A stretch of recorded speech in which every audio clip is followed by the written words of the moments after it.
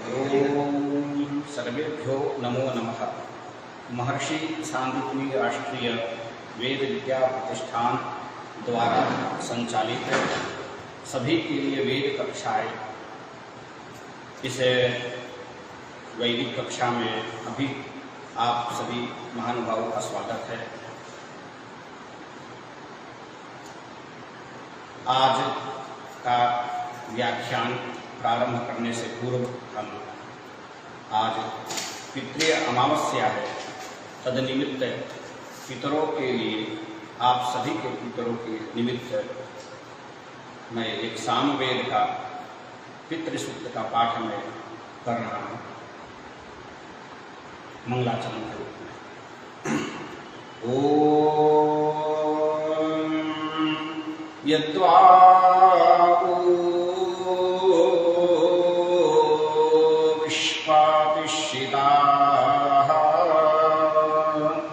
सुप्रीतो मनुष्यो विषे विश्वायिदाग्नि प्रतिरक्षा सिषेधाता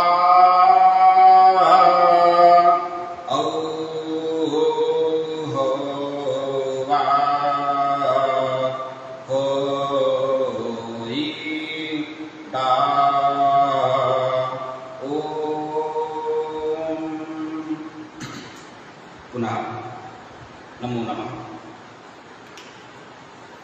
आज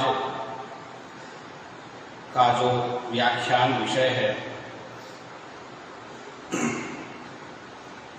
यह सामवेद में स्वर परिचय से संबंधित है। नारदीय शिक्षा के अनुसार सामवेदीय स्वरों का परिचय, इस विषय पर आज का मेरा व्याख्यान है। मैं मुख्य रूप से आप अपने मूल व्याख्यान विषय पर मैं आ रहा हूँ।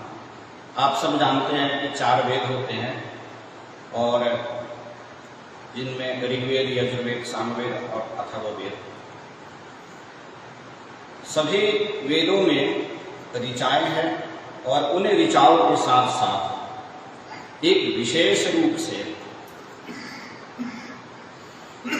चिन्हों का दर्शन होता है, जिन्हें हम स्वर के नाम से जाने जाते हैं।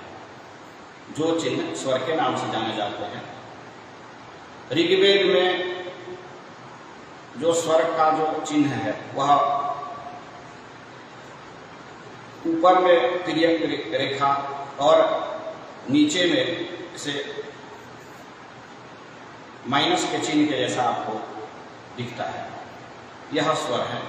इसी प्रकार यजुर्वेद में भी लगभग यही है स्वर विधान। और सामवेद में प्रथम, द्वितीय, तृतीय आर्चिक के लिए और गान संहिता के लिए प्रथम, द्वितीय, तृतीय, चतुर्थ, पंचम, षष्ठ और पुष्ट ऐसे स्वर का प्रतिपादन किया गया है। अथर्ववेद में भी लगभग यही विधान है, जो खड़ी रेखा और नीचे जो है माइनस के चिन्ह के जैसा रेखा आपको दिखाई देता है। ये स्वर का हाँ, ये स्वर का ऐसा चिन्ह वेदों में बतलाया गया है। तो मेरा यह कहने का अभिप्राय है कि वेद के ऋचाओं के साथ जो स्वर का जो चिन्ह का जो विशेष उल्लेख किया जाता है, यह वेद में ही यह विशेष रूप से आपको प्राप्त होता है। अन्य लौकिक शास्त्रों में यह आपको दिखने को नहीं प्राप्त होता है। आज इन्हीं स्वरों के विषय में सामवेद में स्वर का क्या स्वरूप है, सामवेदीय स्वर कितने प्रकार के होते हैं, अथवा सामवेद में जो संगीत शास्त्र है उस संगीत शास्त्र में कितने स्वरों में उसको विभाजित किया गया है, आज उन्हीं विषयों पर आज व्याख्यान है। इस व्याख्यान के क्रम में साम शब्द में या सामवेद में जो ऋचाओं के साथ स्वर का जो संबंध है वो किस रूप में है, उसकी क्या वैज्ञानिकता है, क्या सूक्ष्मता है, क्या उसकी विशेषता है, और कौन कौन स्वर होते हैं। स्वर को संगीत शास्त्र के स्वरों का प्रतिपादन कितने रूपों में किया गया है, गाथिक स्वर क्या है, सामिक स्वर क्या है और आर्चिक स्वर क्या है, इन सभी स्वरों को विभाजित करते हुए आज यथासाध्य आपके सामने उसका स्वरूप का प्रतिपादन एवं उनमें उनकी जो सूक्ष्मता, जो वैज्ञानिकता है, जिसके कारण से वेद का वेदत्व, वेद का जो प्राणत्व है, वेद का ये जो स्वर है, वेद का प्राण के रूप में स्वीकार किया। यदि आप कहेंगे कि इसको हम ब्लैक बोर्ड में भी समझाएंगे बाद में, अथवा साथ में भी समझा सकते हैं, तो मैं आपको इस विषय का प्रारंभ करने जा रहा हूं।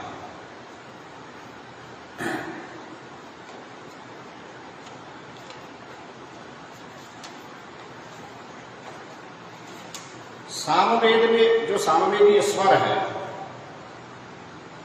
वह उसका प्रारंभ होता है साम शब्द से, क्योंकि साम शब्द में सा और अम दो शब्दों के मेल से ही साम शब्द का निर्माण हुआ है। सा जहां पर ऋचा आर्चिक के रूप में है, वहीं पर अम षडज ऋषभ गांधार मध्यम पंचम धैवत निषाद अथवा उदात अंत स्वरित के स्वर के रूप में अम जाना जाता है। तो साम शब्द में ही ऋचा और षडजादि स्वर दोनों का ही समाहन हो जाता है। इसके अलावा शतपथ ब्राह्मण में यह बात बताई गई है कि सा च अमश्चेति तत्साम्नः सामत्वम्। सा और सा रूपी ऋचा और अम रूपी षडजादि स्वर का जो समत्व भाव, एकीकरण भाव, वही साम्य है।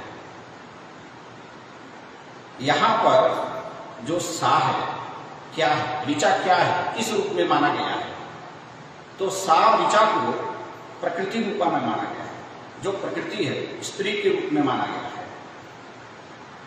यहां पर ऋचा को ऋग्वेद में भी, ऋग्वेद के रूप में भी स्वीकार किया गया है कि जो सा जो ऋचा है स्त्री रूप में है, प्रकृति रूप में है, वह प्रकृति आर्चिक ऋचा के रूप में अथवा ऋग्वेद के रूप में जाना जाता है। और जो अम है वह पुरुष के रूप में जाना जाता है। अम जो स्वर है वह पुरुष के रूप में है और जो सा जो ऋचा है वह स्त्री के रूप में है।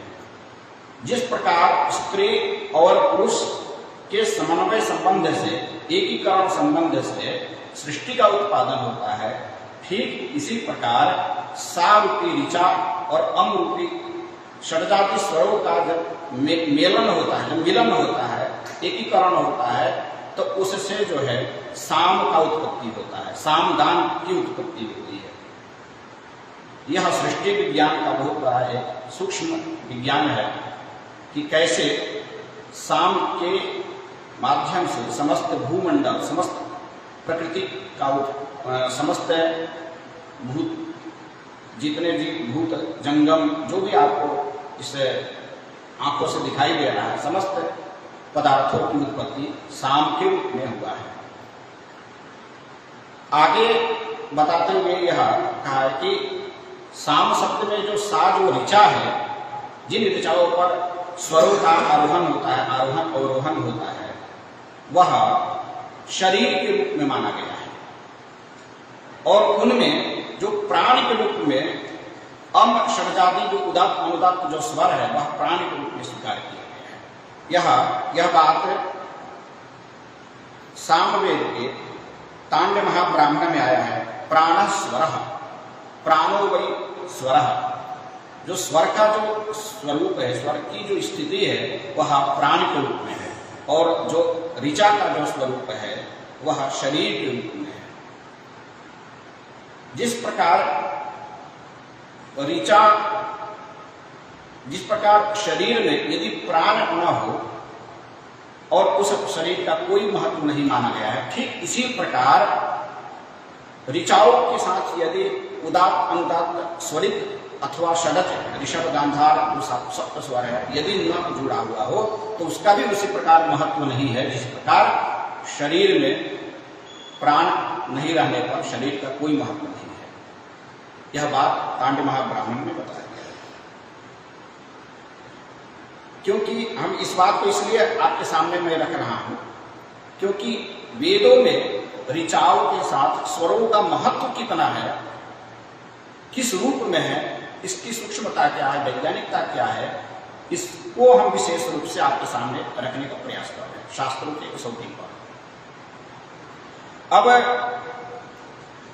सामवेद स्वर एवं ऋचा का संबंध परस्पर एक दूसरे के लिए कैसे है, किस रूप में है, इसको किस रूप में प्रतिपादित किया गया है, थोड़ा और इसको विस्तार करते हुए छांदोग्य उपनिषद में बतला रहा है कि जो अंतरिक्ष, जो पृथ्वी लोक में जो अग्नि है, पृथ्वी के गर्भ में जो अग्नि का जो निवास है, पृथ्वी के गर्भ में लावा, नीचे से लावा निकलती है, अग्नि रूपी लावा, तो पृथ्वी के गर्भ में जिस प्रकार अग्नि छिपी हुई रहती है, सन्निहित है, इसी प्रकार ऋचा के गर्भ में साम उसके अंतःकरण में छिपा हुआ रहता है, निवास किया हुआ रहता है।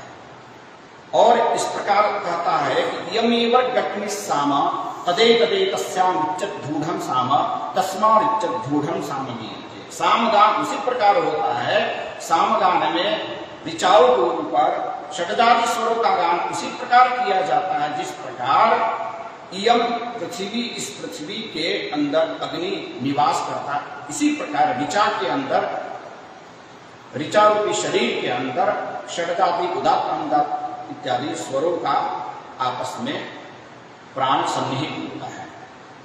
दोनों के समन्वय से ही शरीर प्राण चेतन के रूप में चलता फिरता है। इसी प्रकार ऋचाओं के साथ षडजाति स्वरों का संबंध होते ही वह गान उत्पन्न होकर करके गान के रूप में वह सुनाई देता है। फिर कहता है कि एक और उदाहरण देकर के समझाता है कि ऋचा के साथ षडजाति स्वरों का संबंध इसी प्रकार समझा जाए जिस प्रकार अंतरिक्ष लोक में वायु संचालित होता है, अंतरिक्ष लोक के गर्भ में वायु संचालित होता है, वायु रहता है, वायु संचलित होता है। इसी प्रकार साम के ऋचाओं के साथ षडजाति स्वरों का संबंध इसी प्रकार जुड़ा हुआ रहता है। अंतरिक्ष में वायु सामा, इस प्रकार प्रमाण देकर के बता रहे हैं। तीसरे पंक्ति में कह रहा है कि जिस प्रकार द्युलोक में, मतलब स्वर्गलोक, द्युलोक जो है वहां पर जिस प्रकार सूर्य, उसके द्युलोक के गर्भ में सूर्य रहता है, प्रकाशित होता है, ठीक उसी प्रकार साम के ऋचा के साथ अम षडजाति स्वर भी उसी प्रकार प्रकाशित होता है, सन्निहित होता है, जुड़ा हुआ रहता है। नक्षत्र गौरवर्गादित्य साम, इस प्रकार बोल करके प्रमाणित करता है। जो चतुर्थ यहाँ पर जो इसका जो संबंध बतला रहा है, चतुर्थ प्रमाण कहता है कि नक्षत्राणेव चंद्रमा सामा, नक्षत्र यानी तारा, ताराओं के बीच में यदि चंद्रमा उसी प्रकार सुशोभित होता है, ठीक उसी प्रकार ऋचाओं के बीच में षडजाति स्वरों का सम्मान, षडजाति स्वर उसी प्रकार चमकते हैं, उसका महत्व उतना ही है जिस प्रकार ताराओं के बीच में कोटि करोड़ों अरबों खरबों तारा है, लेकिन उस ताराओं से, उन ताराओं से हमें उतना सुख की प्राप्ति नहीं होती है जैसे चंद्रमा से हम जितना हमें सुख प्राप्त होता है। तो एक चंद्रमा करोड़ों अरबों खरबों ताराओं से विशिष्ट है, विशेष है। इसी प्रकार चाहे ऋचा कितना भी क्यों ना हो, मंत्र कितना भी कोई पंडित क्यों ना बोले, यदि वो मंत्र स्वर के साथ नहीं बोलता है, उनमें स्वर का उच्चारण नहीं करता है, स्वर का संचालन नहीं करता है, स्वर नहीं दिखाता है, तो इसी प्रकार वह भी निष्प्राण माना जाए। फिर कहता है कि अथा यदादित्य शुक्लम भा, जो आदित्य है, जो सूर्य है, जब प्रकाशित होता है तो उसमें जो शुक्लत्व है और उसके मध्य में जो कृष्ण वर्ण और नील वर्ण जो दिखाई देता है, बहुत ज्यादा ध्यान देने पर उस सूर्य के गर्भ में थोड़ा कृष्ण और नील वर्ण दिखाई देता है। ठीक आदित्य के साथ में शुक्लत्व और कृष्णत्व और नीलत्व का संबंध जुड़ा हुआ होता है। ठीक इसी प्रकार ऋचा के साथ षड्जादि स्वर का संबंध जुड़ा हुआ है। इस प्रकार उदाहरण देकर करके बता रहा है कि साम का संबंध, सामवेद में ऋचाओं के साथ षड्जादि स्वरों का संबंध है।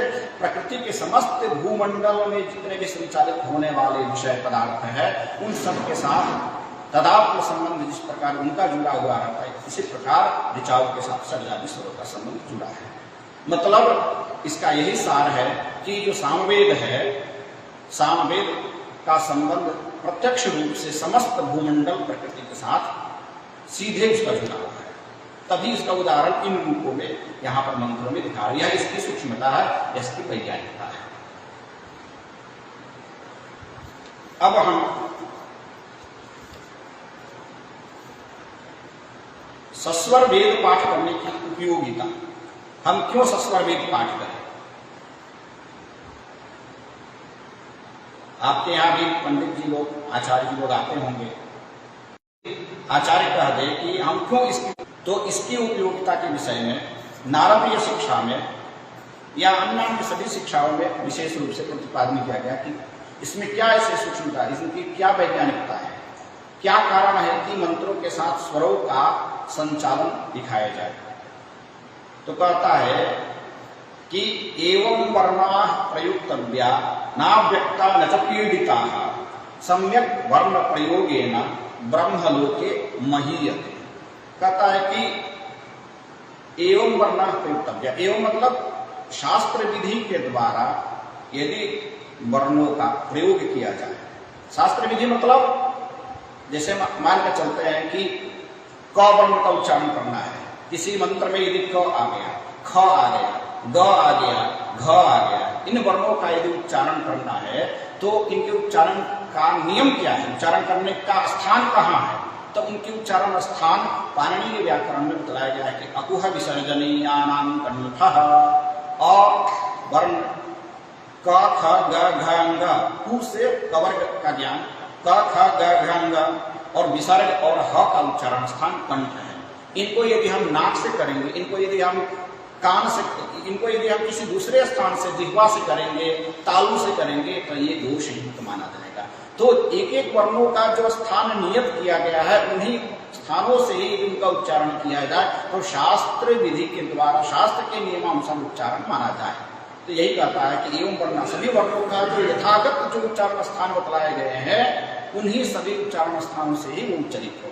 इसी प्रकार जितने भी वर्ण है हमारे वर्णमाला में, जितने भी वर्ण बतलाए गए हैं, उन सभी वर्णों के, यहाँ तक कि अनुस्वार का, विसर्ग का, ह का, त का, ख का, ग का, ड का, ढ का, जितने भी वर्ण हैं सबके उच्चारण स्थान फिक्स कर दिया गया है, नियत कर दिया गया है कि इनका यही उच्चारण स्थान है और ये वही से उच्चरित हो तो यथार्थ फल देंगे। यदि गलत उच्चारण करेंगे तो उसका अर्थ बदल जाएगा। उदाहरण के तौर पर एक छोटा सा बता रहे हैं, जैसे तालव्य स्वर है, तालव्य स्वर का उच्चारण यदि तालु से हम नहीं करते हैं, यदि उसका उच्चारण हम दंत से कर देते हैं तो कैसे? तालु से करेंगे तो तालव श, यदि दंत से करेंगे तो स। देखिए दोनों में अंतर है, एक थोड़ा सा उष्णता उसमें आ रही है, तालव्य श और दंत स। अब यदि हम कोई शब्द का उच्चारण मानकर चलते हैं कि एक शब्द लेते हैं सकृत, दंत स से सकृत बोलते हैं, और तालव्य श से यदि हम शकृत बोलते हैं, शकृत सकृत यदि उच्चारण करते हैं तो अर्थ देखिए, अर्थ की भिन्नता कैसे होती है। साधु सकृत भोजन करता है, तो दंत स वाला जो सकृत है इसका अर्थ हो जाता है एक बार, अर्थात अर्थ क्या निकला? साधु एक बार भोजन करता है। साधु सकृत भोजन करता है, यानी साधु एक बार भोजन करता है। और यदि हम उसकी जगह पर यदि दंत स के स्थान पर यदि तालव्य श का उच्चारण कर दिए, साधु सकृत भोजन करता है, तो तालव्य श वाला जो सकृत, इसका अर्थ हो गया विष्टा, मतलब गंदा जो विष्टा है। अब देखिए अर्थ कितना मतलब विभत्स अर्थ हो गया कि क्या साधु गंदा या विष्टा भोजन करता है। यदि वो साधु यदि समझदार होगा, पढ़ा लिखा होगा, शास्त्रों का अध्ययन किया होगा, उच्चारण स्थान के बारे में जानता होगा, शब्दार्थ ज्ञान होगा, तो वो तो क्रोध से लाल हो जाएगा। और जो अनपढ़ है, जो पढ़ा लिखा नहीं होगा, तो वो तो अर्थ नहीं जानेगा। तो एक एक अक्षरों का प्रभाव किसी के ब्रेन के ऊपर, किसी के विचार के ऊपर, किसी के व्यवहार के ऊपर कैसे दिखता है, कैसे इसमें वैज्ञानिकता उस पर प्रभाव प्रभावित करती है, आप स्वयं देखिए। आपको, आप बैठे हैं, आपको यदि हम प्रेम से अच्छा से बोले तो आपको प्रसन्नता होगी, आपके सम्मान की बात करें तो आपको प्रसन्नता, और आपके विपक्ष में, विरोध में यदि कोई शब्द बोले तो आपको उद्वेग होगा, क्रोध होगा। यही तो शब्द का चमत्कार है, यही तो वैज्ञानिकता है, यही तो शब्द का विशेषता है, यही तो विशिष्टता है, यही तो शिक्षा ग्रंथ है। इसी को कह रहा है कि एवं वर्णा प्रयुक्तव्या, एवं मतलब यथावत शास्त्रगत नियमानुसार वर्ण का यथा उच्चारण स्थान जो बताया गया है, जो नियम बताया गया है, यदि उच्चारण किया जाए तो इसके करने पर क्या लाभ होगा। और कहता कि न अव्यक्ता न च पीड़िता, और साथ ही में कह रहा कि इसको शब्दों का उच्चारण करते समय बिल्कुल स्पष्ट उच्चारण करना है। जैसे उदाहरण के तौर पर स्पष्ट उच्चारण मतलब क को क बोलेंगे, ख को ख बोलेंगे। आप देखिए बहुत सारे लोग खकार को ककार बोलता है। जैसे हमको खरगोश चाहिए तो कोई कहेगा खरगोश चाहिए, कोई यदि कहा जाए कि हमको घर चाहिए तो बहुत सारे लोगों का घ उच्चारण महाप्राण है, उसका उच्चारण नहीं हो पाता है, मुझे घर चाहिए ऐसे बोलते हैं। अब बताइए कि वर्ण का यदि व्यक्त नहीं कर पाए, स्पष्ट उच्चारण नहीं कर पाए, वो मन ही मन में उसको घकार को गकार बोल दिए, धोती को दोती बोल दिए, तो उसका अर्थ भी बदल जाएगा, अर्थ का अनर्थ हो जाएगा, वो अनर्थ होगा। उसी प्रकार जैसे आपको क्रोध आया तो देवताओं को क्रोध गुस्सा आएगा, फिर आपको नुकसान करेंगे वो देवता। ये तो इसकी सूक्ष्मता, ये इसकी विशिष्टता, ये इसकी वैज्ञानिकता है। और ये बात सभी यजमानों को जानना चाहिए, सभी विद्वानों को जानना चाहिए, सभी श्रोतागणों को जानना चाहिए। केवल पंडित ही ना जाने, केवल वेद पाठी ही नहीं जाने, सब लोग जाने, ताकि एक दूसरे को जागरूक करें कि स्वर आप पंडित जी यथावत वर्ण का उच्चारण कीजिए, शास्त्रगत वर्णों का उच्चारण कीजिए, नियमानुसार वर्णों का उच्चारण कीजिए, शिक्षा ग्रंथ के अनुसार वर्णों का उच्चारण कीजिए, स्वरों का संचालन कीजिए। और क्या कहा है कि नच पीड़िता है, पीड़िता मतलब दबा कर करके, दबा कर करके। आप देखते होंगे कि आपके यहाँ कोई पंडित जी आते होंगे पाठ करने के लिए, हम किसी का शिकायत नहीं कर रहे हैं, हम यथार्थ शब्द, यथार्थ जो समस्या है, वो शास्त्रगत जो समस्या है, उस समस्या को हम आपके सामने उदाहरण देकर के रख रहे हैं कि पाठ करते समय आप देखते होंगे कि वर्णों को दबाते होंगे, गुस्सा से जो है, क्रोध से या जोश में।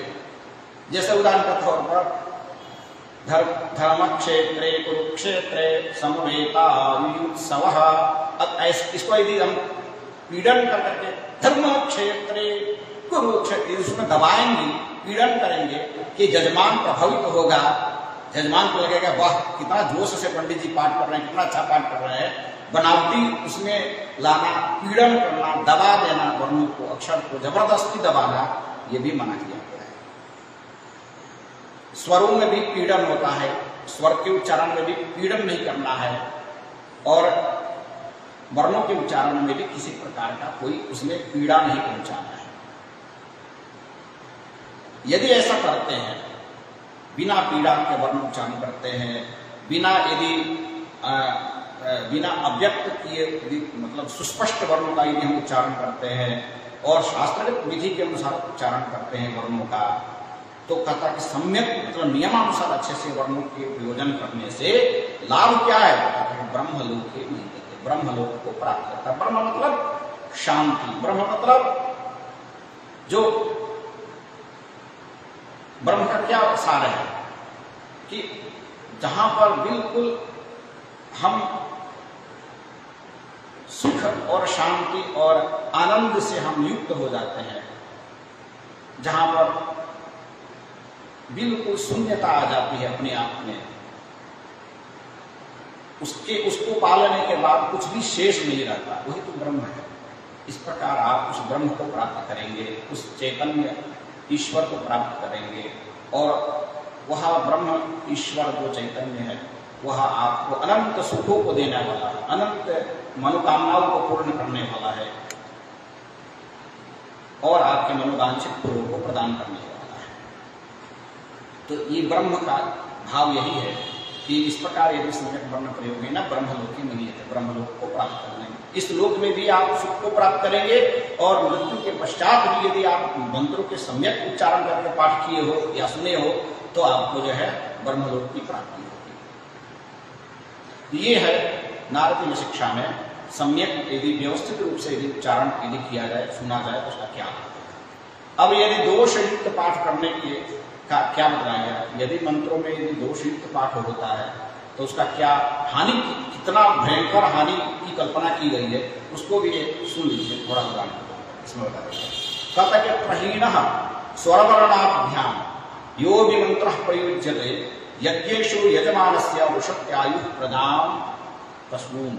कहता है कि वर्णों का यदि हीन पूर्वक, मतलब प्रहीणः, प्रहीणः मतलब विशेष रूपेण प्रकृष्टेन हीनः इति प्रहीणः, विशेष रूप से यदि वर्णों को छोड़ दिया जाए बीच बीच में, धर्म क्षेत्र कुरुक्षेत्र में धर्म क्षेत्रे न बोले, धर्म त्रे की ओर बोल दे, क्षेत्र न बोले तो वर्णों का हीन हो गया।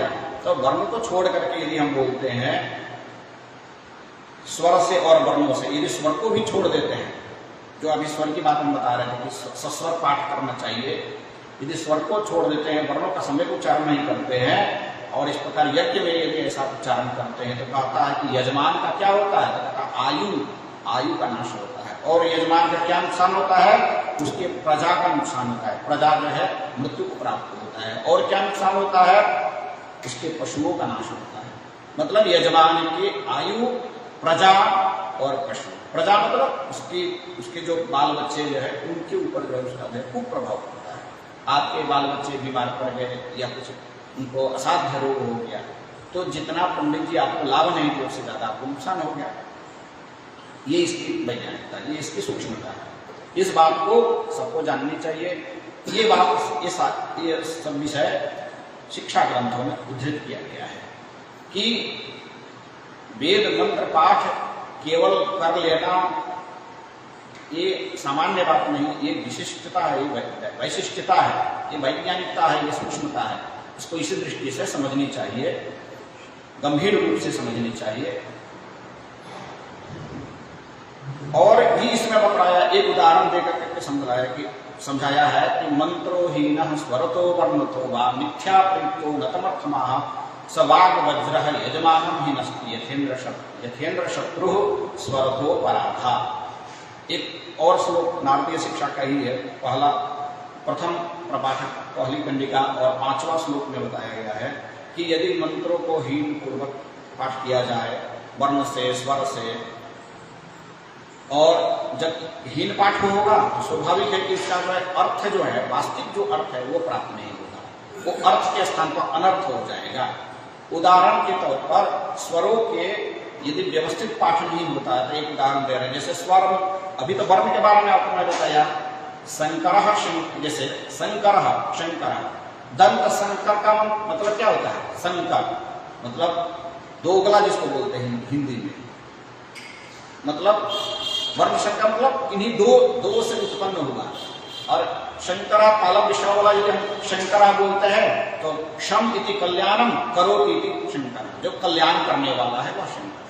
तो जो कल्याणकारी जो शिव है वह तालब विषय से है, और जो दो वर्णों से, दो जातियों के अंतर्गत है, एक नहीं है वो, जिसको हम वर्ण संकर बोलते हैं, या इस किन्हीं दो से मिले हुए, तो इसको जो है निंदा अर्थ में माना गया।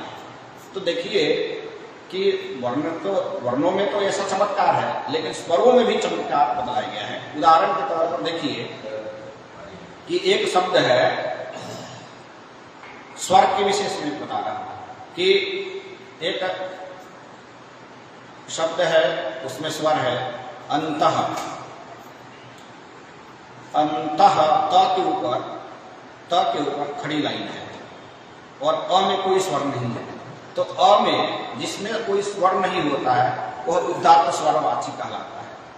तो जो उदात्त स्वरवाची है वो आदि पद में है, अ में कोई स्वर नहीं है तो आदिदात्त पद हो गया। तो आदिदात्त जो अंतः है, इस अंतः का अर्थ हो जाता है अंतिमः, अंतिम। और यदि दूसरा उसी अंतः शब्द में यदि हम स्वर थोड़ा बदल दिए, अंतः यदि ऐसा कर दिए, तो अ में अनुदात्त जो प्रथम अ है, उस अ में नीचे जो है माइनस का चिन्ह, अनुदात्त का चिन्ह यदि लगा हुआ है, वह अनुदात्त होने पर त में कोई स्वर नहीं होने के कारण से वह उदात्त माना जाएगा। जिसमें स्वर नहीं होता वो उदात्त माना जाता है। तो अंतिम कौन सा अक्षर हो गया? तो त हो गया। तो उदात्त कहाँ चला गया? अंत में चला गया, इसलिए अंतोदात्त हो गया। तो अंतोदात्त वाला जो अंतः शब्द हो गया, इसका अर्थ हो गया कि मध्य। अब देखिए शब्द तो दोनों एक ही है, अंतः और अंतः। केवल स्वर बदल गया तो अर्थ बदल गया। तो वही कहता है कि चाहे स्वर से हो चाहे वर्ण से हो, उसका हीनता नहीं होना चाहिए, उसका सम्यक उच्चारण होना चाहिए।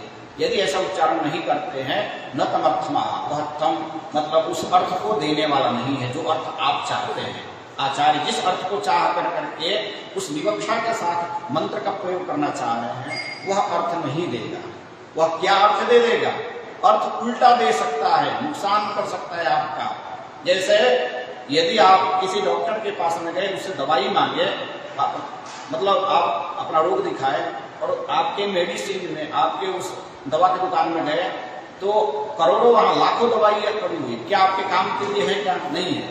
जो डॉक्टर आपको लिख करके देगा, उसके विशिष्टता को जो जानता है, वही दवाई आपके काम में आएगी, दूसरी दवा काम में। ठीक उसी प्रकार वर्ण का जो व्यवस्थित रूप से जो बात बताई गई है, यदि उसका ज्ञान उच्चारण करने वाले पंडित और यजमान नहीं जानेंगे, यदि उसकी सम्यक उच्चारण नहीं होता है, गलत उच्चारण होता है, वर्ण अक्षर स्वरों से हीन होता है, तो उसी प्रकार नुकसान होगा। जिस प्रकार यथेन्द्र शत्रु स्वरतो पराधा, जिस प्रकार इंद्र का जो शत्रु है वृत्रासुर स्वर के अपराध से मारा गया। इसके पीछे एक छोटी सी कथा है, कहानी है। कथा यह है कि इंद्र का जो शत्रु है वृत्रासुर, वो कोई उसके पिता यज्ञ कर रहे थे, उस यज्ञ में इंद्र को मारना चाह रहे थे। तो वहां पर जो त्वष्टा, उसका पिता जो था, वो यज्ञ कर रहा था। उसमें जो है उस यज्ञ में उच्चारण के अंतर्गत उसने स्वरों को इंद्र शत्रुन विवर्धस्व, ऐसे उसके मुख से गलत उच्चारण किया, जबकि उसको अंतोदात्त होना चाहिए, इंद्र शत्रु ऐसा करना चाहिए था। तो जिसका अर्थ निकले कि इंद्र जिसका शत्रु है, इंद्र का जो शत्रु है, कौन है इंद्र का शत्रु? वृत्रासुर। उस वृत्रासुर की शक्ति वृद्धि को प्राप्त हो, लेकिन वहां पर स्वर के उच्चारण के दोष से समास बदल गया। स्वर के बदलाव से समास बदल गया, और समास के बदलने के कारण से सामासिक अर्थ जो है वह बदल गया। जिसका शत्रु इंद्र है, उस इंद्र की शक्ति वृद्धि हो जाए, ऐसा अर्थ उसका हो गया। तो यहाँ पर समास बदलने से अर्थ बदल गया, और अर्थ बदलने से जहां पर इंद्र के शत्रु की शक्ति वृद्धि होने वाली थी, वृत्रासुर की शक्ति वृद्धि होने वाली थी, इस स्थान पर इंद्र की शक्ति वृद्धि हो गई और इंद्र बलवान हो गया और उस वृत्रासुर को मार दिया। तो ऐसे ही अर्थ की विशिष्टता है, अर्थ की वैज्ञानिकता है। अब मैं सामवेद के स्वरों के विशेष में जा रहा हूँ। सामवेद के स्वर कितने प्रकार से क्या है? अभी तक तो मैंने इनके स्वरों के विशिष्टता के विषय में बता रहा था कि वैज्ञानिकता इसकी सूक्ष्मता। सामवेद के जो स्वर है, जो संगीत शास्त्र के जो स्वर है, उसको 3 स्वरों में विभाजित किया गया है। पहला जो स्वर है आर्चिक स्वर, दूसरा स्वर है गाथिक स्वर,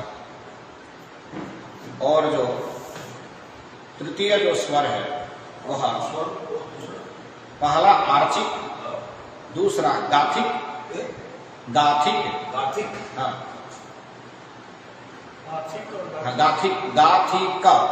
गाथिक, और जो तृतीय है वह सामिक स्वर। जी, पहला क्या था? आर्चिक स्वर, आर्चिक, दूसरा गाथिक और तृतीय सामिक। यह सादंतव्य है जी, सादंतव्य है, सादंत है सरस्वती वाला से। सामिक, सामिक, मिक, हाँ, साम शब्द से सामिक। हाँ, इसका जो है नारदीय शिक्षा में आया है इसका प्रमाण। आर्चिकम गाथिकम चैवा सामिकम च स्वरांतरम कृतांते स्वर शास्त्राणाम प्रयुक्तव्यम विशेषतः। कहता है कि विशेष रूप से स्वर शास्त्र में 3 प्रकार से स्वरों का प्रतिपादन किया गया है। आर्चिक स्वर, गाथिक स्वर और सामिक स्वर। आर्चिक स्वर का संबंध, अच्छा एक और विशेष में छोटा सा विषय बता देता हूँ। जो स्वर है ना, स्वर से 2 अर्थ निकलता है, आप ध्यान दिए। एक तो वर्णों में भी स्वर शब्द आया है, एक स्वर जो स्वर संचार है इसमें भी स्वर शब्द आया है। तो क्या वो स्वर अलग है, ये स्वर अलग है? स्वर और व्यंजन दो प्रकार के वर्ण होते हैं ना, स्वर वर्ण और व्यंजन वर्ण। स्वर वर्ण मतलब अ आ ई जिसमें व्यंजन न हो, और व्यंजन वर्ण क ख ग घ। तो अब यहाँ पर समझना चाहिए कि जो वहां पर जो स्वर वर्ण है अ आ ई उ जो है, इन्हीं स्वर वर्णों का ही जो है रूढ़ अर्थ जो है यहाँ पर ये हो गया है। उदात्त अनुदात्त स्वर जो बालाघात के रूप में ये स्वर वर्ण को मान लिया गया है, क्योंकि ये जो स्वर उदात्त अनुदात्त स्वरित या षड्ज ऋषभ जो स्वर है ये किन में लगते हैं, किनके साथ जुड़ते हैं? व्यंजनों के साथ नहीं जुड़ते हैं, अपितु स्वर वर्णों के साथ जुड़ते हैं। अ के साथ आ से, ई से, उ से, इन्हीं वर्णों में उच्चारित होते हैं स्वर वर्ण। जैसे उदाहरण के तौर पर ओ ग्नाई, अथवा ऋचा से समझा रहे अग्न, अग्न आया ही। अब अग्न में जो देखिए कि अ में द्वितीय स्वर है, गण में तृतीय स्वर है।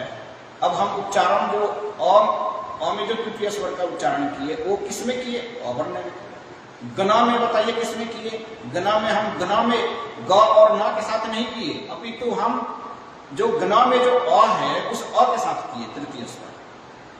मतलब हम व्यंजनों के साथ ना कर करके अपितु स्वर वर्णों के साथ करने के कारण से स्वर का उच्चारण मतलब उदात्त अनुदात्त स्वर का उच्चारण स्वर वर्णों के साथ ही होता है, इसीलिए उसी स्वर के साथ ये भी रूढ़ हो गया। समझ में आ गई बात? रूढ़ तो उसके साथ उसके रूप में जाने जाना है, स्वर वर्णों के रूप में ही उदात्त अनुदात्त स्वर वर्ण हो जाने जाना। इसके लिए भी नारदीय शिक्षा में प्रमाण आया है। बताता है जो स्वर इसमें बताता है कि स्वर उच्च स्वरो नीच। यहाँ स्वर मतलब स्वर वर्ण, स्वर वर्ण में ही उच्च होता है, स्वरो नीच स्वर वर्ण में ही नीच होता है, और स्वर स्वरिता स्वर मतलब अ आ ई अकार आदि वर्णों में ही स्वरित स्वर भी होता है। और व्यंजनानु अनुवर्तनते, और ये स्वर वर्णों का ही अनुवर्तन व्यंजन करते हैं। व्यंजन मतलब क ख ग घ जो वर्ण है ये इनका उच्चारण कैसे होता है, किसके आधार से होता है? स्वर के आधार से होता है। बिना स्वर के प्रयोग, स्वर के सहायता से व्यंजन वर्णों का उच्चारण नहीं हो सकता है। इसलिए स्वर को राजा के समान माना गया है और व्यंजन को प्रजा के रूप में माना गया है। इतना उसका महत्व है स्वर वर्ण का कि जिस प्रकार बलवान राजा निर्बल राजाओं को जीत लेता है, ठीक उसी प्रकार स्वर वर्ण व्यंजन वर्णों को जीत लेता है, उस पर आश्रित हो जाता है। वर्ण और व्यंजन एक ही है। वर्ण मतलब अक्षर, वर्ण अक्षर, व्यंजन उसमें उसके 2 भेद है वर्ण के, स्वर वर्ण और व्यंजन वर्ण। तो यहाँ पर जो मैं बता रहा था कि अ आ ई उ जो स्वर वर्ण है, इन्हीं स्वर वर्णों के साथ ही उदात्त अनुदात्त स्वरित स्वर जुड़े हुए। इसलिए स्वर के साथ स्वर का जो संबंध है इस प्रकार से समझने चाहिए। और ये नारदीय शिक्षा में आया है कि व्यंजनानुवर्त स्वर ऊंचा स्वरो नीचा स्वर स्वरित एव च व्यंजनानि अनुवर्तन्ते यत्र तिष्ठति स स्वरः। नारदीय शिक्षा के द्वितीय प्रपाठक के पंचम कंडिका के द्वितीय श्लोक में ये बात बतलाई गई है। तो मैं पुनः अपने विषय पर आता हूं कि 3 प्रकार के स्वर बतलाए गए हैं कि संगीत शास्त्र में 3 प्रकार, संगीत शास्त्र को 3 प्रकार के स्वरों में विभाजित किया गया है, आर्चिक स्वर, गाथिक स्वर और सामिक स्वर। अब आर्चिक स्वर क्या है? तो आर्चिक स्वर के विषय में वो कितने प्रकार के हैं? तो आर्चिक स्वर 3 प्रकार के बतलाए गए हैं, मुख्य रूप से 3। कौन कौन है? तो कहता उदात्त, अनुदात्त और स्वरित। सामान्य रूप से ये तो आप लोग जानते हैं 3 प्रकार के स्वर जो है बतलाए गए, उदात्त स्वर, अनुदात्त स्वर और स्वरित स्वर। अब यहाँ पर जो नारदीय शिक्षा में इसके विषय में प्रमाण जो दे रहा है, अतः ऊर्ध्वं प्रवक्ष्यामि आर्चिकस्य स्वरत्रयम् उदात्तश्चानुदात्तश्च तृतीय स्वरित स्वरः। उदात्त पहला, अनुदात्त द्वितीय और तृतीय स्वरित, ऐसे करके प्रमाण दे रहा है। अब यहाँ पर उदात्त स्वर, उदात्त से क्या अभिप्राय है, अनुदात्त से क्या अभिप्राय है और स्वरित से क्या अभिप्राय है? भाई एक एक शब्द जो संज्ञाकरण हुआ है वो संज्ञाकरण ऐसे नहीं हो जाता है। संज्ञाकरण मतलब उसके नामकरण, किसी भी शब्दों के नामकरण का पहला लक्षण, जो निरुक्तक की दृष्टि से जो प्रथम उसका जो लक्षण है वह उसमें तदवत गुण आश्रय होना चाहिए। तदवत गुण आश्रय मतलब जैसे किसी का नाम गोपाल हो गया तो गाय का पालन करने का उसमें गुण समास होना चाहिए, तब तो वो फिर गुण के अनुसार नामकरण सही है। गोपाल गाय का पालन रक्षा करता है तो वो कौन से गोपाल है? तो कृष्ण है। यदि कोई गोपाल है, कोई किसी का गांव का नाम, किसी लड़का का नाम गोपाल है, वो कभी जीवन में कभी गाय पालन किया ही नहीं, गाय को देखते ही मारता है या भगाता है, तो क्या वो गोपाल मान लिया जाए? तो इस प्रकार से 2 प्रकार के शब्दों का वहां पर कर दिया है निर्वचन करके कि एक तो मतलब कृदंत के मतलब उसको बोलते हैं व्युत्पन्न, मतलब व्युत्पत्ति पर व्युत्पन्न शब्द जो गोपाल है, और एक अव्युत्पन्न जो अर्थ के गुण के अर्थ से उसका कोई लेना देना नहीं है। जैसे गांव का कोई गोपाल है उसका उससे कोई लेना देना नहीं, लेकिन कृष्ण जो है वो गाय का पालन किए इसलिए उनका नाम गोपाल हो गया। तो तदवत गुण का आश्रय होना चाहिए। इसी प्रकार तो उदात्त में भी जो नामकरण हुआ उदात्त, उसमें तदवत गुण क्या है? तो कहता है कि उदात्त मतलब उत्कृष्टता है, जिनमें उत्कृष्टता है, जिनमें उपरत्व है, मतलब जिनमें उत्कृष्टता है, ऊपर भाव है, ऊंचे भाव है, श्रेष्ठ भाव है, जो श्रेष्ठ भाव को प्रतिपादन करने वाला है, उच्च भाव को प्रतिपादन करने वाला है, उत्कृष्ट भाव को जो प्रतिपादन करने वाला वह उदात्त स्वर होता है। ठीक है, अब समझ में आ गया। उदात्त स्वर का जो सार भाव जो गुण है वह उदात्त भाव को प्रकट करता है। जैसे उदाहरण के तौर पर लोक में यदि कोई अच्छा काम करता है तो आह कितना अच्छा, बढ़िया बढ़िया, अच्छा अच्छा, हाथ ऊपर उठा करके बताते हैं, सब लोग बोलते हैं कि कितना अच्छा गीत गाया। और इसी प्रकार अनुदात्त स्वर का नीच भाव में, निकृष्ट भाव में, निम्न भाव में, तो वेद मंत्र तो निकृष्ट नहीं समझेंगे, लेकिन हाँ निम्न मतलब सामान्य निम्न भाव, थोड़ा नीच निम्न भाव में उसको व्यवहार किया जाता है। क्योंकि बहुत सारे व्यवहार, शब्दों का व्यवहार वो अर्थ का जो है वो निम्न अर्थ में भी होता है, सामान्य नीचे भाव में भी होता है। तो यहाँ पर जो है लोक व्यवहार में भी ऐसा ही दिखाया जाता है जैसे वेद में दिखाया जाता है। तो यथा वेद तथा लोके, वेद में जो घटित होता है वही व्यवहार लोक में भी घटित होता है। तो लोक में भी ऐसा ही दिखाते हैं, यदि कोई निकृष्ट कार्य कर दिया, कोई समाज से बहिष्कृत कार्य कर दिया, समाज के अनुसार यदि निंदनीय कोई कार्य कर दिया, तो लोग सुनते ही क्या धत्ते, क्या यार क्या कर दिया, ऐसा हाथ नीचे पटक करके बोलते हैं ना। ठीक यही व्यवहार वेद में भी होता है। और जो स्वरित है वो दोनों के बीच का जो स्थिति है, और इसके उच्चारण के विषय में, उदात्त स्वर के उच्चारण के विषय में पाणिनि व्याकरण में बताता है कि उच्चैरुदात्तः स्वर एक सूत्र से उसको प्रतिपादित किया है कि तालवादिषु स्थानेषु ऊर्ध्वभागेषु निष्पन्नो अच उदात्त संज्ञा। जो तालु इत्यादि के भाग में जो ऊंचे भागों से जिन स्वर वर्णों का उच्चारण किया जाए वह स्वर वर्ण उदात्त संज्ञा से जाना जाए। मतलब तालु मतलब मुख के जो अंदर जो तालु है, उन तालु के अंदर मुख इत्यादि जितने भी उच्चारण अवयव है, तालु, जिह्वा, दांत, कंठ, नासिका, लगभग 8 प्रकार के स्थान है। उन स्थानों में जो ऊंचे जिन स्वरों को ऊंचे स्थानों से उच्चारित किया जाए वह उदात्त संज्ञा है। हाँ, उच्चैरुदात्तः एक सूत्र है, इसके लिए पाणिनि ने व्याकरण में एक सूत्र बनाया। यही सूत्र प्रायशः सभी वेदों में भी लगभग है, वेद से ही पाणिनि जी ग्रहण किए हैं। जी जी, अनुदात्त के लिए नीचे ही अनुदात्त, जो अनुदात्त वो नीचे, उसको नीचे दिखाया जाए। तो हाँ, तो कंठ में भी कहता है कि अनुदात्त के लिए नीचे अनुदात्त तालवादिषु स्थानेषु अधोभागेषु निष्पन्नो अच अनुदात्त संज्ञा। जो ताल इत्यादि के स्थान में जिन स्वर वर्णों का नीचे भाग से उच्चारण किया जाए वह अनुदात्त संज्ञा कहलाएगा। और समाहार स्वरितः, जो दोनों का समाहार हो, उदात्त का भी समाहार ले ले और अनुदात्त का समाहार लेकर करके बीच से जिन वर्णों का, मध्य से जिन वर्णों का उच्चारण हो वह स्वरित स्वर कहलाता है। स्वरित, हाँ स्वरित, तो जी स्वरित। उदात्त मतलब श्रेष्ठ भाव, श्रेष्ठ, अनुदात्त मतलब निम्न भाव और स्वरित मतलब मध्य भाव। जिस प्रकार यदि कोई बच्चा पास हो जाता है कि हम फेल नहीं हुए हैं, हम प्रथम भी नहीं लाए हैं, हम पास हुए हैं, तो हम उसको मध्यम मान लेते हैं, स्वरित मान, वो भाव लगभग इसमें है। ऐसा हम समझकर अपनी कल्पना करते हैं, ऐसे इस प्रकार से। ठीक है, अब यहाँ पर जो है वेदों में उदात्त को एक अलग और नाम से जाना जाता है, उसका नाम है आयाम। उदात्त को एक आयाम के नाम से भी जाना जाता है। एक लोक व्यवहार में भी आप देखते हैं, जैसे प्राणायाम, प्राणायाम शब्द देखे हैं, सुने आप लोग?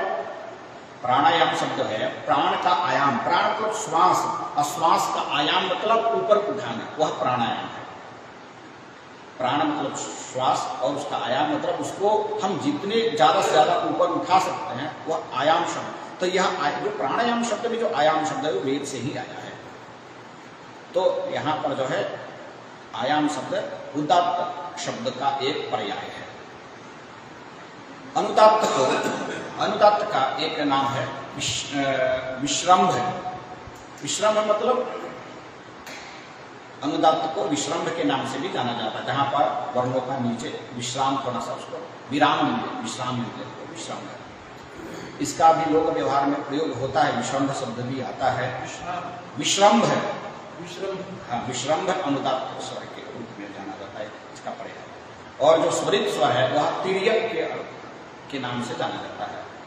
तिर्यक मतलब जो तिर्यक रेखा, जो टेढ़ी रेखा या ऐसे खड़ी लाइन, उसको तिर्यक के नाम से भी जाना जाता है, जानते हैं उसको। तो इस प्रकार से जो है उदात्त अनुदात्त स्वरित को 3 नामों से दिखाया जाता है। ये जो मैं आपको बताया, जो उदात्त जो उत्कृष्ट अर्थ में, अनुदात्त निकृष्ट अथवा निम्न भाव में, और इसका प्रमाण हम ऐसा नहीं बोल रहे, ये इसका प्रमाण एक ऋग्वेद के मंत्र में ही आया है। और ये मुझे पढ़ने के अध्ययन के बीच में निरुक्त ग्रंथ, उसमें मुझे ये प्राप्त हुआ है कि उदात्त स्वर जो है वो उत्कृष्ट अर्थ में, अनुदात्त निम्न अर्थ में, ऐसा हमें प्राप्त हुआ है। वो मंत्र हम लिख करके आज नहीं लाए, हमको पुस्तक थोड़ा ध्यान में नहीं आया, लेकिन मैं पढ़ा था, अध्ययन किया था, उसको मैंने नोट किया था। और वो मंत्र भी आपको हम बताएंगे, अभी उसका लायन नहीं है, लेकिन वो बताता है, उसमें बताया है कि तीव्रार्थ तरम उदात्त, उदात्त स्वर तीव्रार्थ तर्क मतलब तीव्र अर्थ को बतलाने वाला, शीघ्र अर्थ को बतलाने वाला है, उत्कृष्ट अर्थ को बतलाने। और जो अनुदात्त है वो अल्पतरम मतलब कम अर्थ को, मतलब नीचे सामान्य निम्न अर्थ को बतलाने वाला, ऐसा उसमें बताया गया है। अब हम यहाँ पर थोड़ा सा आगे बढ़ते हैं। आर्चिक स्वर को तीन स्वरों में विभाजित किया गया है, उदात्त, अनुदात्त, स्वरित। इसके अलावा 2 और अर्थों में, 2 और स्वरों के रूप में भी बतलाया गया है। नारदीय शिक्षा में ही बताया गया है कि उदात्तश्च अनुदात्तश्च स्वरित प्रचिते तथा निघातश्चेत विज्ञेयः स्वर भेदस्तु पंचतः। स्वर भेद से स्वर के भेद से वो 5 प्रकार से भी उदात्त अनुदात्त स्वरित ये 5 प्रकार के भी होते हैं। कैसे?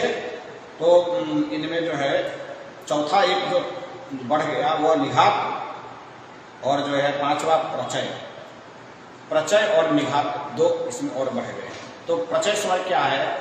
प्रचय स्वर वहाँ होता है जहाँ पर स्वरित के बाद स्वर चिन्ह से रहित जो स्वर होता है वो उदात्त कहलाता है। तो स्वरित के बाद आने वाला जो उदात्त है वो प्रचय कहलाता है। स्वरित के बाद आने वाला जो इसमें बताया नारदीय शिक्षा में कि स्वरित के बाद आने वाला जो स्वरित ये जो स्वर है उदात्त स्वर है वह प्रचय के नाम से जाना जाता है। तो 5 हो गए। अब यहाँ पर उदात्त स्वर के कितने भेद बतलाए गए नारदीय शिक्षा में? उदात्त, अब हम इस अपने व्याख्यान को 5 मिनट के अंदर में बस समेटेंगे। हाँ, अधिकतम 5 मिनट। स्वरित स्वर को 5 भेद में बतलाया गया है। एक अंतोदात्त, आद्युदात्त, उदात्त, मध्यमोदात्त, द्विदात्त। नारदीय शिक्षा में इसका प्रमाण आया है और ये नारदीय शिक्षा के द्वितीय प्रपाठक के 7वें कंडिका के 5वां श्लोक है ये। अंतोदात्तम आद्युदात्त उदात्तम अनुदात्तम नीच स्वरितम मध्यमोदात्तम स्वरितम द्विरुदात्तम इत्येता 8 पद संज्ञा। 8 प्रकार के पद संज्ञा के नाम से जाना जाता है। इनमें ये जो 5 है वो उदात्त के भेद बतलाए गए हैं। 5 जो उदात्त के जो भेद है वो पहला है अंतोदात्त, दूसरा आद्युदात्त, तृतीय उदात्त और जो है चतुर्थ है मध्यमोदात्त और 5वां है उदात्त। इस प्रकार से समय मिलेगा तो इसको विस्तार से बतलाएंगे। अब इसी प्रकार जो है अनुदात्त के भी 2 भेद बतलाए गए हैं कि अनुदात्त पदम और दूसरा जो है अनुदात्त स्वरित पदम। अनुदात्त के 2 भेद हैं और जो स्वरित स्वर है उसके 7 भेद बतलाए गए हैं। स्वरित स्वर के 7 भेद में जात्य क्षैत्रो विनिहित तैरो व्यंजन एव च तिरो विराम प्रश्लिष्ट पादवृत्तश्च सप्तमः।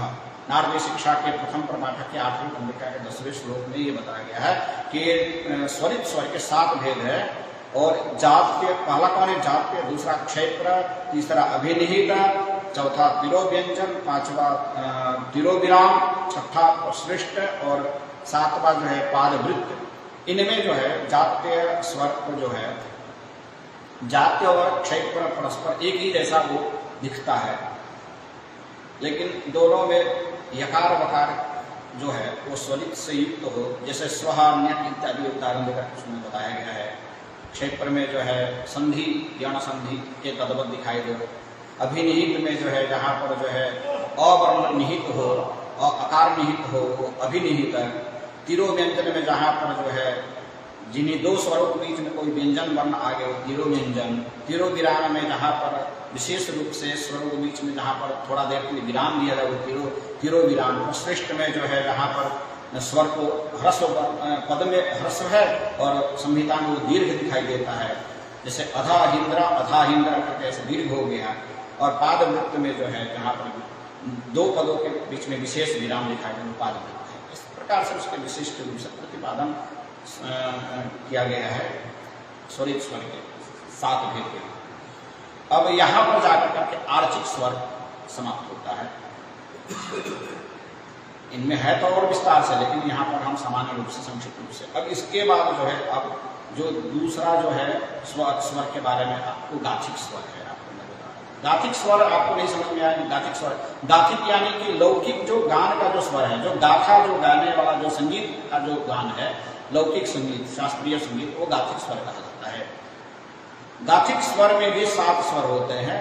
उनको षडज, ऋषभ, गांधार, मध्यम, पंचम, धैवत, निषाद ये 7 स्वर के रूप में जानते हैं। षडजश्च ऋषभश्च गांधार मध्यमस्तथा पंचमो धैवतश्च निषाद सप्तम स्वर। ये गाथिक स्वर है।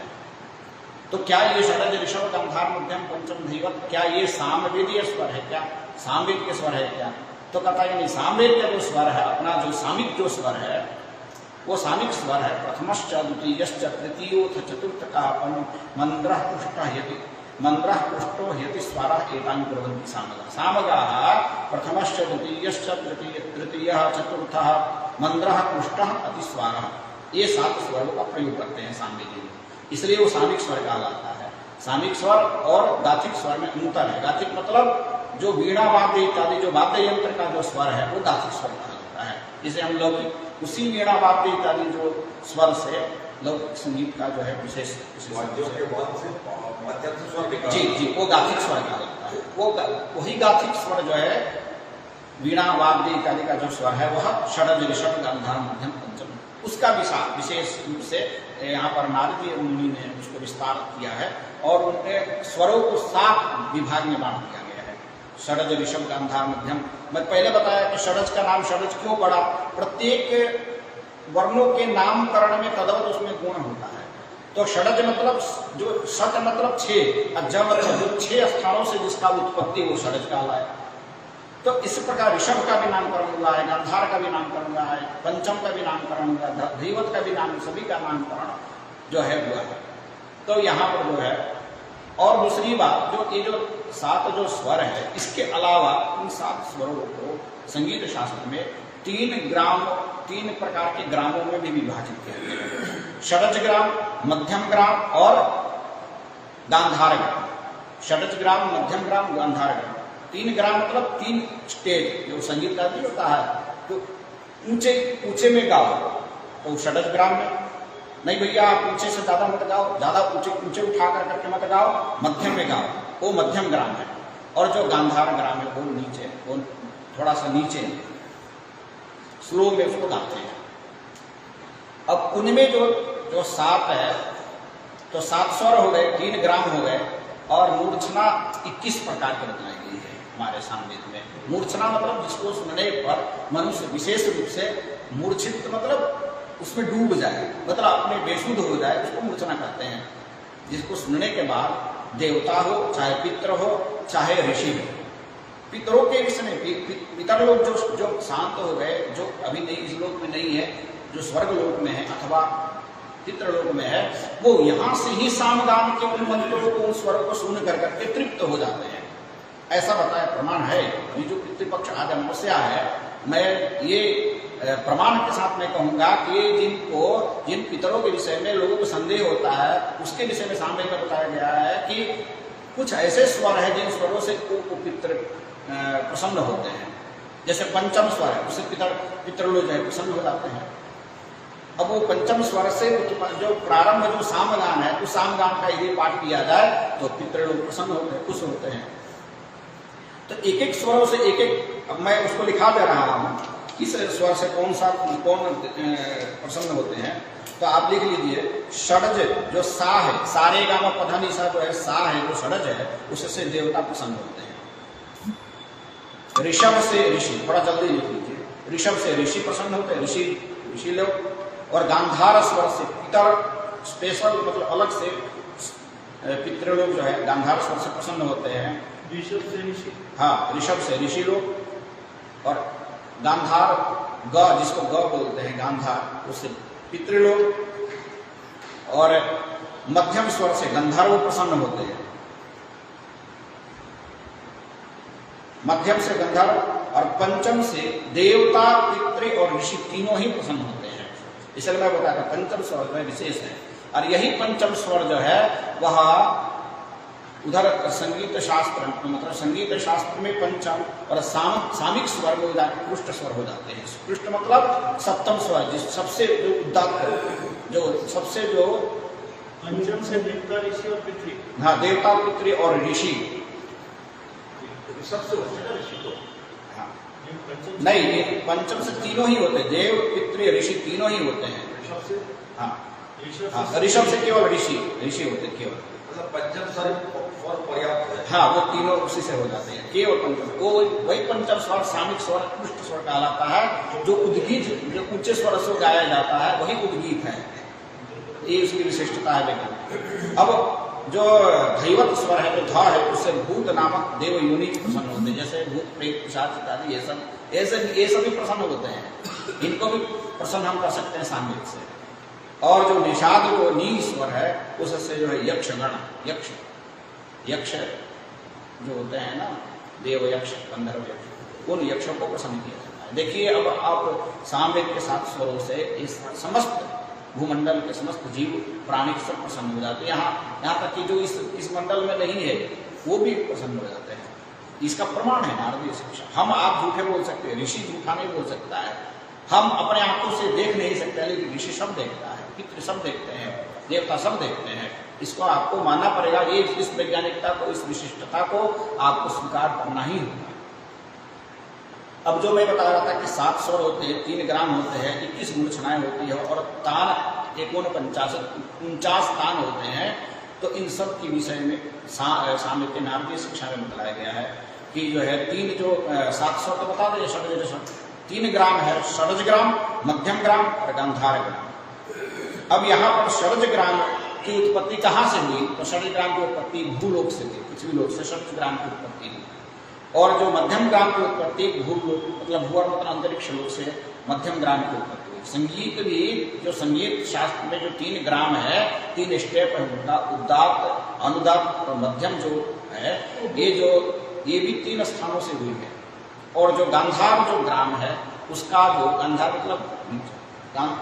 मतलब एक उच्च, हम जो बोल रहे थे उल्टा हो रहा था। गांधार मतलब स्वर्गलोक से, और मध्यम जो है अंतरिक्ष लोक से, और जो अनुदात्त स्वर जो नीचे स्वर में गायन गाना, वह जो है षड जो है वो नीचे लोक से, भूलोक से उत्पन्न हुआ। इनमें जो है जो 49 तानों को विभाजित कर दिया गया है। तो इनमें षडज ग्राम में कितने तान है? तो कहता है कि 14 तान है। और इससे प्रसन्न कौन होते हैं? इन 14 तानों से कौन खुश होता है? तान बता, पहले तो हम स्वरों से प्रसन्न होने की बात बता, अभी हम तान से प्रसन्न होने की बात बता रहे हैं। वो तान से कौन प्रसन्न होता है? तो देव प्रसन्न होते हैं। जो 14 जो तान है षडज ग्राम का, उससे देवता खुश होता है। और जो मध्यम ग्राम का जो 20 तान है, उस तान से कौन खुश होते हैं, कौन प्रसन्न होते हैं? तो ऋषि प्रसन्न होते हैं। और गांधार जो ग्राम है, जो उत्कृष्ट अर्थ में, जो उत्कृष्ट उदात्त अर्थ, उदात्त मतलब ऊंचे स्वरों से गायन गाया है, उसमें 15 तान होते हैं। वो 15 तान से कौन खुश होते हैं? तो गंधर्व लोग जो है प्रसन्न होते हैं। इस प्रकार से 21 मूर्छनाएं, इस 49 मतलब 49 तान के विषय में ये 3 ग्रामों का विभाजन इस प्रकार किया गया है। अब हम 1 मिनट लेंगे। मध्यम ग्राम की उत्पत्ति अंतरिक्ष लोक से। हाँ, मध्यम ग्राम की अंतरिक्ष लोक से जी। अब 21 जो मूर्छना है उसके बारे में, 21 को 3 भागों में विभाजित, 7 कर विभाजित कर दिया। 7 देवताओं के लिए मूर्छना, 7 ऋषियों के लिए मूर्छना और 7 पितरों के लिए मूर्छना। ठीक है ना? मूर्छना जो हम बताया कि मूर्छित मतलब बेसुध हो जाते हैं, वो संगीत सुनकर करके प्रसन्न हो जाते हैं। उसको जब प्रसन्न बेसुध हो गए ना, उस समय यदि किसी से कोई चीज मांगिए ना, वो तो आप मांगिएगा 1 करोड़ चाहिए तो आपको 100 करोड़ दे देगा। जैसे सिंह जी अर्धंगी भोले बाबा है, वो जब प्रसन्न होगा तो आप जो मांगे उससे भी ज्यादा दे देगा। फिर बाद में उसको हम क्या दे देंगे, इतना दे दीजिए। इसी प्रकार उन पितरों को भी उनसे हम कुछ मांगेंगे, निवेदन या देवताओं से, ऋषियों से मांगेंगे। यदि इन गानों को, इन तानों को बोल करके मूर्छनाओं का प्रयोग करके भी हम करेंगे तो उनसे भी हमारे सब मनोकामनाएं पूर्ण होगी। कौन कौन है देव मूर्छना? तो नंदी, विशाला, सुमुखी, चित्रा, चित्रवती, सुखा, बला, बला, ये 7 जो है मूर्छना देव मूर्छना कहलाती है। ऋषि मूर्छना कौन कौन है? पितृ मूर्छना कौन कौन है? आप्यायनी, विश्वभृता, चंद्रा, हेमा, कपर्दिनी, मैत्री, बारहती, ये 7 जो है पितृ मूर्छना, पितरों के लिए मूर्छना है। और जो ऋषियों की जो मूर्छना है, जिसे ऋषि प्रसन्न होते हैं, वशिष्ठ इत्यादि जो 7 ऋषि है, उन 7 ऋषियों के लिए 7 प्रकार के मूर्छनाएं बताई गई है।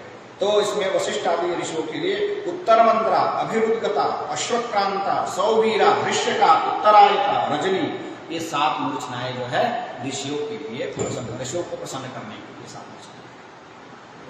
तो ये इसकी वैज्ञानिकता है, ये इसकी सूक्ष्मता है, ये इसकी विशिष्टता है सामवेद। सामवेद इसलिए जो है सर्वश्रेष्ठ माना गया है। गीता में भी सामवेद से कृष्ण भगवान बोलते हैं, सामवेद हो गया तो उसके बाद किसी दूसरे वेद की पाठ पढ़ने की आवश्यकता नहीं है। ऐसा मतलब कहीं आया है कि सामवेद में ही 4 वेद सम्मिलित है। ऋचा ऋग्वेद में है, और जो है उसमें जो शब्दादि दोष है वो सामवेद स्वयं है।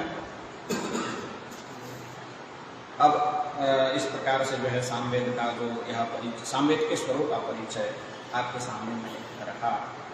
और फिर जब हमें समय जब मिलेगा तो और भी इसको विस्तार से एक एक स्वर, षडज ऋषभ, षडज स्वर में कौन से ऋषि, कौन सा देवता, उसका रंग क्या है, उसका वर्ण क्या है, किस जाति का है, षडज किस जाति का है, ऋषभ किस जाति का है, गांधार किस जाति का है, उसका रंग क्या है, उसका कलर क्या है, उस कलर, उसके रंग वर्णों के विषय में भी इतनी सूक्ष्मता से विचार किया गया है।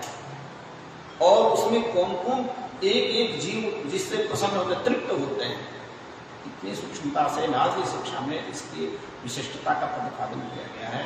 मैं यहीं पर अपनी वाणी को आप सबको पुनः प्रणाम करते हुए सभी श्रोतागणों को और विशेष रूप से महर्षि शांतिपुनी राष्ट्रीय विद्या प्रतिष्ठान के सचिव साहब को मैं हृदय से आभार व्यक्त करता हूँ और सभी श्रोताओं को मैं धन्यवाद ज्ञापन करता हूँ कि आप हमें इसके लायक समझा और मैं आपके सामने अपनी बात को रखा।